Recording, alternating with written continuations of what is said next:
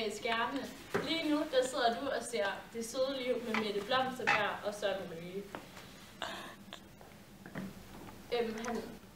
Til vores næste lille forsøg her, der skal jeg bruge en halv appelsin. Hvad i helgens navn sidder du og laver? Kan du lige pisse ud og hente en ny appelsin til mig her? Denne formel bruger jeg, når jeg skal udregne arealet af mine perfekte kageformer, som er lavet af marmorperler. Og de er jo designet af mig, så du kan købe dem i en butik nær dig. Ja, nu hvor vi har fået den halve appelsin på plads, så kan vi jo snakke om, at appelsiner, de kan jo bruges i forskellige retter. Så ja, de kan bruges, når du laver mørbræd for eksempel.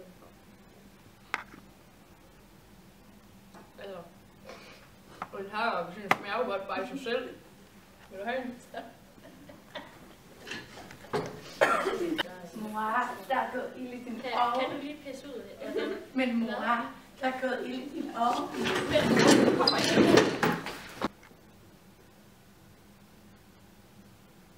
Nå, nu hvor Mette er ude, kan jeg jo lige tage den sidste.